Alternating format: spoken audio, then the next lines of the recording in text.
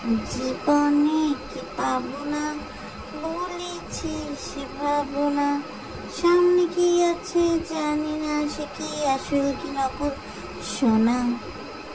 জীবনে কি পাবো না, বলেছি সে ভাবো না। আসসালামু আলাইকুম দর্শক, সবাই কেমন আছেন? আবারও চলে আসলাম নতুন আরেকটা ভিডিও নিয়ে। আজকের ভিডিওতে কথা বলবো সম্পূর্ণ ব্যাপারী পরিবার নিয়ে, তাই দেরি না করে আশা করছি সমস্ত সময় জুড়ে আমাদের সাথে থাকবেন।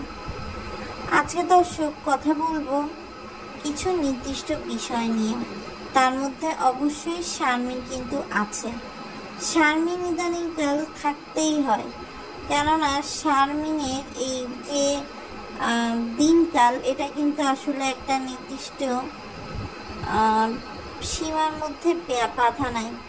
শারমিন মিথ্যা বলতে বলতে সকল সীমা ছাড়িয়ে গেছে। শারমিন খুব সুন্দর করে বোঝাতে চেয়েছে দর্শককে যে সিঙ্গাপুর থেকে ঘুরে ঘাড়ে সে বাংলাদেশে ল্যান্ড করে। বাংলাদেশের লাগেজ ছাড়াতে ছাড়াতে তার অনেক টাইম লেগে যায় এবং হঠাৎ করে সেই ক্যামেরাটা রিকশায় দেখায় ফেলে। এরপরে দেখা যায় দর্শক, সে বলে যে মানে এয়ারপোর্টে থাকাকালীন তার শরীরটা এত খারাপ লেগে যায় যে সে তখন বাধ্য হয়ে আপনার ভিডিও আর করেনি এবং সে হচ্ছে একা একা আসছে। এখন দেখেন, পুরান ঢাকা উত্তরার এয়ারপোর্ট এলাকায় কিন্তু এক জায়গা না, ওখান থেকে সিএনজি নিয়ে আসাটা একটা ব্যাপার। প্লাস শারমিন গেছিল একটা লাগেজ নিয়ে, সে ব্যাক করেছে কিন্তু দুটো লাগেজ নিয়ে। সুতরাং দুটো লাগেজ নিয়ে আসা, তার উপরে আবার হচ্ছে আপনার এই যে মানে খারাপ লাগা, রিকশায় ওঠা, আমি বিশ্বাস করি না যে শারমিন এই কাজটা করছে। অবশ্যই তার সাথে রাজ ছিল, যে কারণে রাজও কিন্তু আসলে এই জিনিসটাকে পজিটিভই নিয়েছে। আমি আপনি রোস্টাররা যতই বলি না কেন, যার নামে পরিচিত হবে শারমিন 2 দিন পর, তার ফিয়ন্সে রাজ, সে কিন্তু খুব পজিটিভভাবে শারমিনের এই সিঙ্গাপুরে যাওয়া বলেন বা মালয়েশিয়া যাওয়া বলেন বা অন্য কোথাও যাওয়া বলেন, এটাকে নিয়েছে। তো শারমিন কিন্তু নিজে এসে সে নাকি বাবুকে পেয়ে যায় এবং শারমিন যখন উপরে ওঠে তখন তার বড় ভাইয়ের 2 ছেলে মেয়ে তারা হচ্ছে আসে এবং তারা এসেই ফুপুর ব্যাগের মধ্যে হাত দেয় এবং সেখানে কিন্তু অনেক অনেক অনেক টাকা ছিল, যেটা ক্যামেরা দেখে তাড়াতাড়ি শারমিন ব্যাগের মধ্যে ঢুকিয়ে ক্যামেরাটা মানে সরাই ফেলে। একে তো দর্শক দেখেন যে সে হচ্ছে বিদেশ থেকে আসছে, এখন সে অনেকগুলো টাকা খরচ করে আসছে, অনেক কিছু কিনে আনছে, এরপরও তার কাছে এতগুলো টাকা আসলে আসলো কোথা থেকে? আর বিল্লাল এমন গল্পই দর্শক শোনাইছে আপনাদেরকে, আমাদেরকে, যে বিল্লাল এখন আর নতুন কোনো গল্পের প্লট খুঁজে পাচ্ছে না। এখন যেই নতুন গল্পের কোনো প্লট খুঁজে পাচ্ছে না, বিল্লাল কিন্তু তখন আর ভিডিও দেয় না, এরকম একটা অবস্থা। আর এদিকে মিমের কথাই বা কি বলবো দর্শক, মিম তো নিজের বাড়ির মধ্যে এমনভাবে টিভিটা লাগাইছে যাতে সেটা এসি রুমে না পড়ে। কেননা যদি টিভি এসি রুমে হতো তাহলে সবাই এসি রুমে গিয়ে গ্যাদারিং করতো, এসির বিলটা বেশি আসতো, সারাদিন এসি ছাড়াই থাকতে হতো। এখন সে করছে কি, টিভি এক রুমে দিছে, এসি এক রুমে দিছে, তাহলে মানুষ চাইলেও টিভির নেশায় এসি রুমে আসে না, ফ্যান চলে, বিদ্যুৎ বিল কম আসে। আবার ঘুমানোর ক্ষেত্রেও তাই সে করছে। মাস্টার বেডরুমে সে হচ্ছে টিভি দেয় নাই যাতে ওখানে মানুষ শুতে ইন্টারেস্ট না নেয়, যারা শুয়ে শুয়ে টিভি দেখে ঘুমাবে তারা যেন মেঝেতেই শোয়, এই জন্য সব ধরনের ব্যবস্থা কিন্তু সে করে রাখছে। আর মিমের কথা একটাই, যে বাবুর সাথে বিয়ে হয়ে যাওয়ার পর থেকে সে কখনো তার স্বামীর কাছ থেকে সাপোর্ট পায়নি।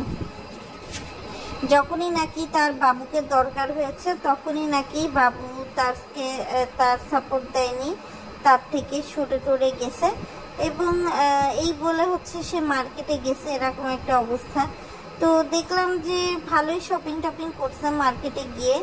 আর মিম কিন্তু অনেক মানে কৃপণতার মধ্যে সংসার চালায়। আর আপনারা হয়তো বলতে পারেন যে কৃপণতার মাঝে সংসার চালায়, এটার মানে কি? কৃপণতার মাঝে সংসার চালায় বলতে দেখেন, এই যে তার বাড়ি সাবিনা তার মারা গেছে, এর মধ্যে তারপর অসুস্থ হয়ে গেছে, ওই কোনো রকম ভাজি ডিম এইগুলো দিয়ে, ডাল এইগুলো দিয়ে চলতেছে কিন্তু দর্শক। অথবা ধরেন খাসির মাংস দিয়ে খিচুড়ি রান্না করে থুয়ে দিল, মানে শর্টকাটে যত আর কি মানুষকে আপ্যায়ন করা যায় সেই শর্টকাটটাই কিন্তু আসলে মিম অ্যাপ্লাই করে। মিমের আসলে তো টাইম নাই যে ধরে ধরে সে মানুষের সেবা করে বেড়াবে। তো যাই হোক দর্শক, মোটামুটি এই হলো ব্যাপারী পরিবারের বর্তমান অবস্থা।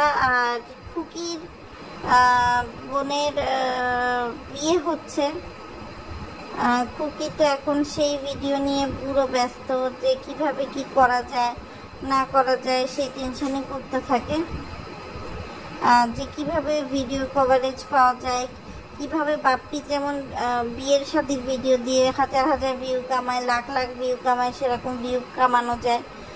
আর তিশার কথা কি বলবো, তিশা একবার গর্তে ঢুকলে খুব কষ্ট হয় তিশাকে বের করতে। আর তিশা আসলে তিশার মন মর্জির মতো গর্তে ঢুকে আর গর্ত থেকে বাইর হয়। তো যাই হোক দর্শক, মধ্য কথা এই যে আসলে শারমিন কিন্তু তার মন মর্জির মতোই কাজ করেছে, এবং শারমিনের এই মন মর্জির মতো কাজের জন্য কিন্তু আপনার যেটা হয়েছে যে অনেকগুলো টাকা পয়সা কিন্তু আসলে বিল্লালদের ঘরে চলে এসেছে, এবং বিল্লালদের ঘরে অনেকগুলো টাকা পয়সা আসার কারণে আপনার মানে শারমিনের মা যখন হচ্ছে দেখেছে আপনার ইয়েকে শারমিনকে, তখন কিন্তু সে অনেক বেশি খুশি হয়ে গেছে যে না, সে হচ্ছে শারমিনকে এতদিন পর পাইছে, না পাইছে এইসব আর কি। তো ঠিক আছে দর্শক, আজকের ভিডিওটা আসলে এই পর্যন্তই ছিল। আপনাদের সাথে অল্প ভাষায় শেয়ার করার দরকার ছিল যে আসলে শারমিনের এই যে মিথ্যা, এটার কোনো সীমা নাই। আর মিমের নতুন বুদ্ধি, মিম আর বাবুজের নতুন প্ল্যান, মাস্টার প্ল্যান, সেটাও আপনাদের সাথে শেয়ার করে দিলাম। তো ঠিক আছে, আজকের মতো বিদায় নিচ্ছি।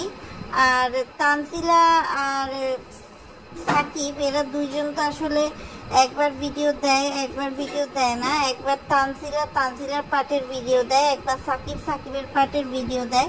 তো আলটিমেটলি ধীরে ধীরে আসলে সাকিবও ব্লগের জগতে চলে আসবে, সেও ব্লগিং করবে। 2 দিন পর হয়তো এটাই দেখা যাবে যে 2 দিন পর সেও হচ্ছে ব্লগিং করবে। আর এই জন্যই কিন্তু আসলে তানজিলা তাকে ছেড়ে দিছে, কেননা তানজিলা কিন্তু একটা 10 মিনিটের ব্লগ সারাদিন পরীক্ষার আগে বলেন পরে বলেন সে কিন্তু করতেই পারে। তবে গতবার পরীক্ষার ওই রেজাল্ট জানাজানি হওয়ার পরে যে অবস্থা হয়েছে, সেই জন্য কিন্তু তানজিলা এখন আর অ্যাডমিট কার্ড কেন, স্কুল কেন, কলেজটা পর্যন্ত কিন্তু আসলে ঠিকঠাকভাবে দেখায় না যে কোথা থেকে কি পরীক্ষা সে দিচ্ছে না দিচ্ছে। তো ঠিক আছে দর্শক, আজকের মতো বিদায় নিচ্ছি। সবাই ভালো থাকবেন। ভিডিওটা ভালো লাগলে অবশ্যই লাইক দিয়ে পাশে থাকবেন, সাবস্ক্রাইব করে বেল আইকনটি বাজিয়ে দেবেন।